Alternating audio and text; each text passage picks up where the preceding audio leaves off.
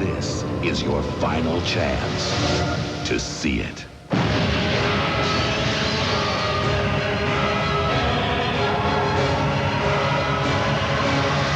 Jason Goes to Hell, the final Friday. Rated R. Starts Friday, August 13th at a theater near you. Hey there, welcome back to another video. This time around, it is my review of the 1993 slasher sequel, Jason Goes to Hell, the final Friday. Now, I know this sequel is one of those films that is much maligned by the fan base, and on one hand, I get it. I understand why a lot of fans of Friday the 13th are not fans of Jason Goes to Hell, because it takes such a drastically different approach when it comes to the storytelling and how it handles Jason Voorhees. But on the other hand, I don't get why it gets so much hate, because as a slasher film, it provides what you want from a slasher movie and then some. At least the uncut version of the film is easily one of the best slashers of the 90s. It really delivers when it comes to the gore and when it comes to the thrills and the entertainment. And at the end of the day, it's a fun film. I think it's one of those movies where I think as the years go by, it's going to get more of a cult following. Um, Similar to what happened with Halloween 3, where a lot of people weren't really big fans of that one. They didn't like it because it didn't have Michael Myers in it. But over the years, they started to appreciate it as its own thing. And I think that's honestly the best way to look at Jason Goes to Hell. Look at this as its own thing, as a Elseworlds Jason story, as a standalone film. Instead of trying to look at it as a direct sequel to any of the other films in the franchise. And I think if you can view it in that way, it's not going to be as frustrating, it's not going to be as disappointing, it's not going to be as aggravating with the whole body hopping angle and the fact that it's not Jason Voorhees who is the one doing most of the killing in the way that you remember him. So, the film is directed by Adam Marcus, who prior to this had not directed a feature film. And he did have some moments where that was on display. For instance, there were some sequences that looked a little dull, a little lacking in terms of the approach. And there were other sequences, though, that were genuinely impressive from a directorial standpoint, from a guy who was just starting out. When it comes to the sequences that dealt with a stunt or a bit of practical gore or effects, I thought he excelled. I thought his direction was fantastic when it pertained to that regard. When it comes to sequences that were trying to be a little bit more comedic or trying to be a little bit more serious, that's when the film tended to kind of fall flat when it comes to the direction. But when it comes to sequences that are showcasing the effects, I thought his direction was top notch. He also helped on the film's story alongside a couple other different writers. You had Jay Hughley and Dean Lorey. Now, Jay Hughley is listed on the credits along with Dean Lorey as one of the main screenwriters. But in reality, Dean Lorey wrote most of the film because Jay Hughley's script apparently was unfilmable, had so many issues. So it was rewritten last minute in the span of like 4 days by Dean Lorey. And Dean wasn't alone, though. He had a couple other screenwriters that were uncredited, as well as names like Leslie Boehm, which were among the names of the uncredited screenwriters. So, for a film that had all of this going on in the pre-production phase and during production, it's a blessing that we even have the film the way it is, that we even have a movie. because it's one of those films that was really a nightmare, it seems like, to bring to the screen because of all these different factors that were involved. All these different voices that were in Adam Marcus's ear, from the producers to the studio and New Line. You hear all different kinds of things about this movie. That a lot of the issues were due to Adam Marcus and his inexperience. That's what you hear from Sean S. Cunningham, who says that there was only like 45 to 50 minutes of usable footage because Adam Marcus shot too many scenes in a amateurish way. And then you have other things where Adam disputes that and says that's not really the case. So it's one of those things where it depends on who you want to believe. And it does seem like Sean S. Cunningham was very heavily involved. And on top of that, you had New Line, who just acquired Friday the 13th. Really, they didn't acquire Friday the 13th. They acquired Jason Voorhees, the character. Because when they acquired Jason so they could do Jason Voorhees films, they didn't acquire the Friday the 13th name.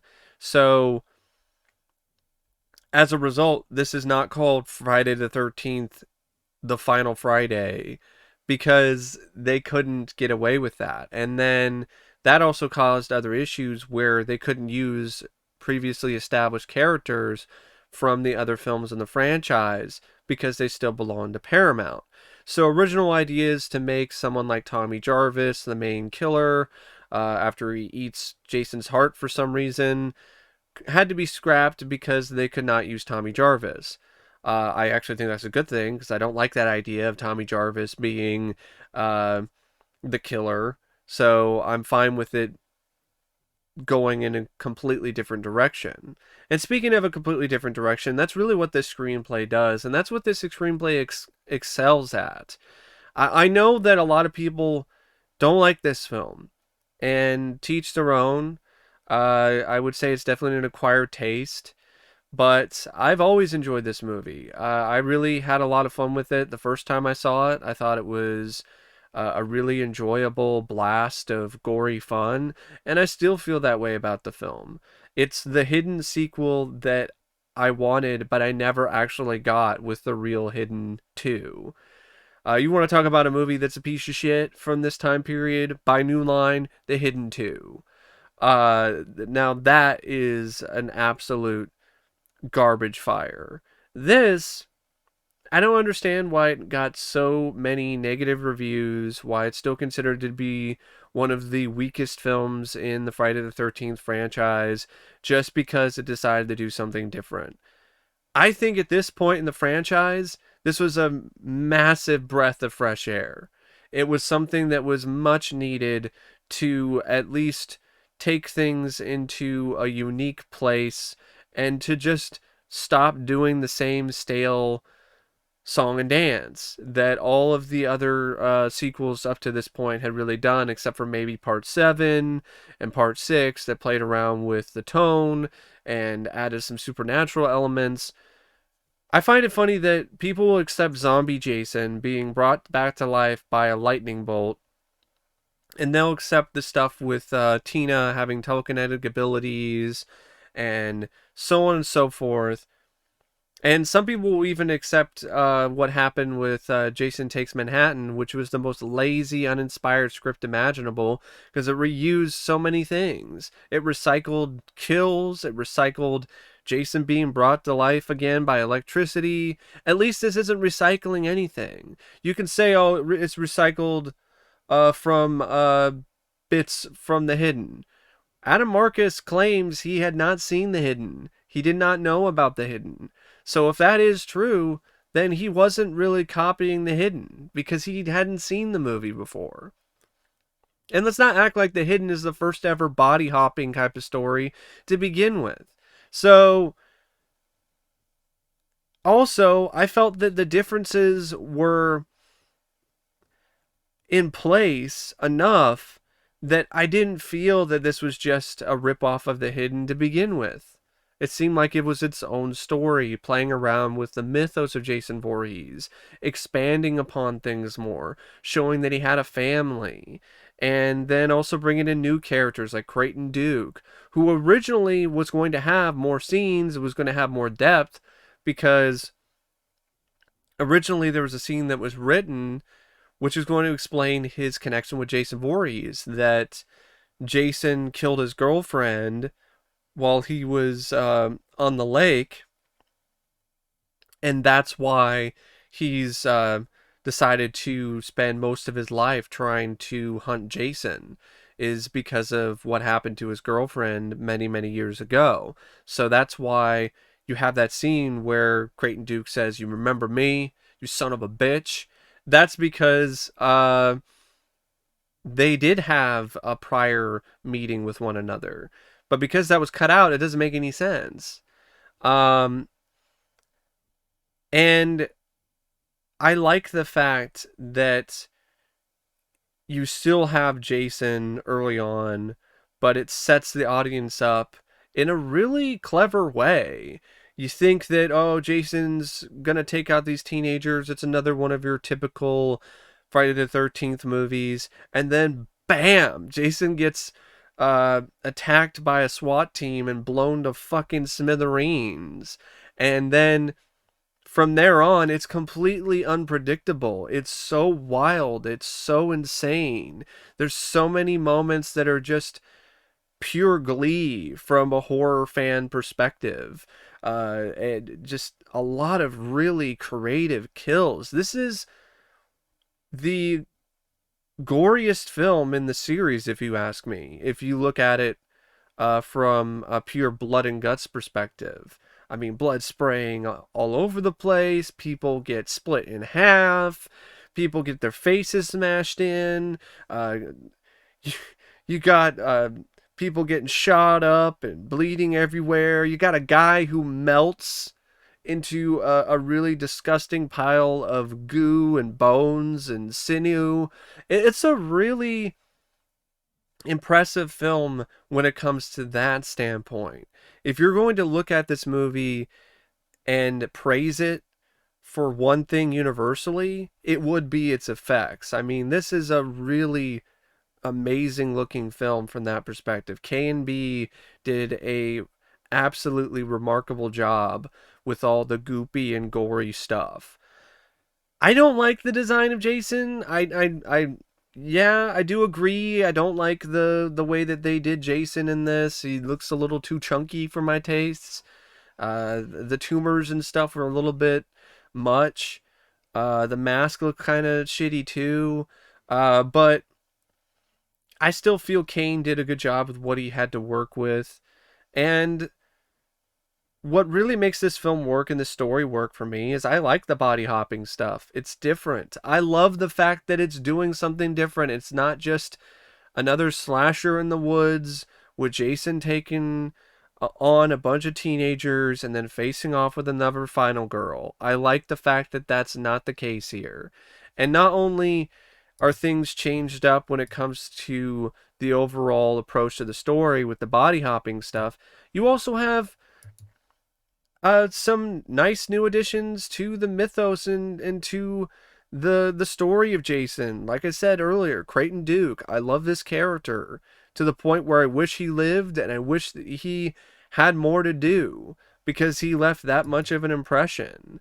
But then you have characters like Stephen Freeman. I love Stephen Freeman as a character. He's a great character. It's really nice and refreshing to see a nerdy kind of character in a Friday the 13th film and a Jason movie that can hold his own, that is not just cannon fodder and is honestly pretty fucking badass. Uh, it reminds me of myself in so many different ways, not only just because of his appearance, but also because of the way that he approaches things and how he looks like he's not really that tough on the outside, but on the inside, he has this really strong resolve. I mean, the moment when he offers up multiple fingers to Creighton for information is a really great bit of character development. Not necessarily development, but a nice moment of character building for this guy. It's a showcase for Steven's strength and how far he's willing to go to save his girlfriend and to make things right with her and with his kid, and to prevent them from being killed by Jason. And I love the brutality of this film, not only from the gore standpoint, but also from stuff like that scene where it's such a brutal but honestly pretty cool way of getting information and showing how far someone is willing to go. You want the information? All right, you got to sacrifice something. You got to give me something in return. And what winds up being given in return is broken bones. I think it's a really crazy idea, and it's honestly quite brilliant.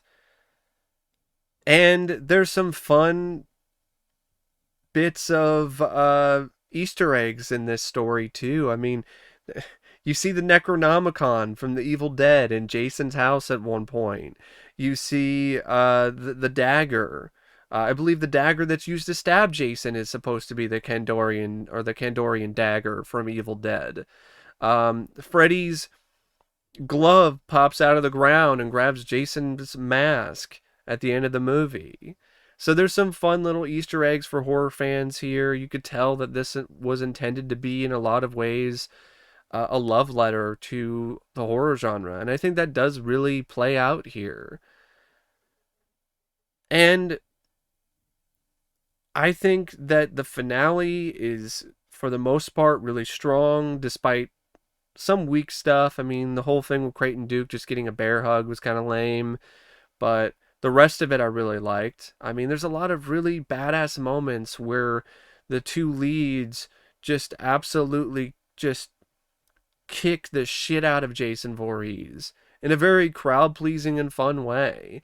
And the film lived up to its title. He actually did go to hell. It's not one of those, oh, it's just a title, it doesn't really happen. No. This big giant motherfucker does go to hell. And I know some people find that scene to be a little corny. I'm fine with it. I like that sequence. I think it's fairly well done by K&B because it's all done practically. Nowadays it would be CGI and it would look 10 times worse. And I like the tongue-in-cheek stuff, like the restaurant that's selling Jason fries and Jason burgers. And it's just a movie that, if you can set aside your preconceived initial biases or notions of what you think a Friday the 13th film should be, I think you can find some enjoyment out of this movie and with this story. It's got some strong characters too. That's one of the strongest things about it. Stephen Freeman, Jessica Kimball, Creighton Duke. And it's just a really satisfying film for the most part. It delivers on the gore forefront, arguably more than any other film in the series. I mean, the death of that one girl in the tent when she gets split right down the middle is one of the best kills in the entire series, and definitely one of the most memorable. And it goes by at a really fast pace. That it really isn't one of those films that has a dull moment. I'm never bored by this movie. It has some really fun action set pieces, like the shootout at the police station, some really enjoyable kills, and a fun finale. It's if anything, an underrated film. I think Jason Goes to Hell is a incredibly underrated movie. I don't understand why it's considered to be one of the worst sequels, or one of the worst films in the franchise, or one of the worst films of the decade. I don't get that at all. I think the screenwriters, considering the circumstances, they did a really good job creating a successful story based around this idea of a Jason movie that doesn't have much Jason in it, because that's really what they were asked to do. They were shoved into a corner by the studio and by, from what I've heard, possibly Sean S. Cunningham, who didn't want them to do a traditional Friday the 13th film. He wanted them to make a Friday the 13th movie that didn't have much Jason in it. So as a result, that's what Jason Goes to Hell is.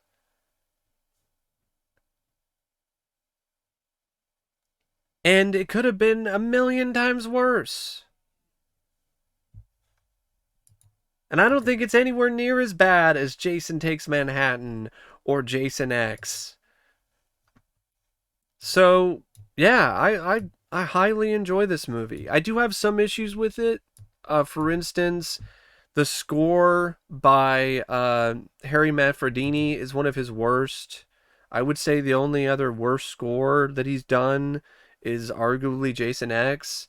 This is just really loud and obnoxious. This score was just too much. It needed to be toned down considerably. It felt like it was overcompensating for something. I don't know what was going on half the time with this score. It didn't really add to a lot of the scenes. Actually, I would have liked to have heard a more metal infused rock score. I think that would have fit this film better. Like you saw in The Hidden, something like that. Maybe some actual rock songs, some metal songs. That would have been nice to see. Have some popular metal bands do some Jason inspired tracks and use them for the soundtrack. I think that would have been a really nice fit for this film, especially for the tone of it. Speaking of the tone, the screenplay does have some moments where the tone is a bit off-putting and doesn't really work as well. Most of it has to do with the humor and some of the characters. For instance, the workers at the diner, the overweight gal and her toady character, they felt like they walked off the set of an Ernest movie. I don't know what they were doing here. I don't know why. It's just one of those things where they did not fit, and neither did the tone with these characters. So there's some moments where the humor is definitely off. I would say that's one of the weakest points of the movie, is the humor just kind of doesn't work that well. The scene that is trying to do a parody of America's Most Wanted with this case file show, it was a little awkward in how they presented it. For one, I don't know why there wasn't much music. I don't know. It just seemed like a really weird uh, uh, fake show, because it didn't seem like it had the same production values as something like America's Most Wanted. It came across like a public access show to me. And then it didn't help either that it didn't do much to satirize that. It was just trying to be just a normal take on a show like that.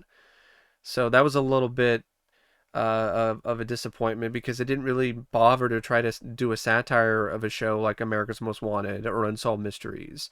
And then after that sequence, which is shot in 4:3, it just jarringly switches to a full 16:9 sequence that's shot in like HD, where they provide the rest of the interview with Creighton Duke.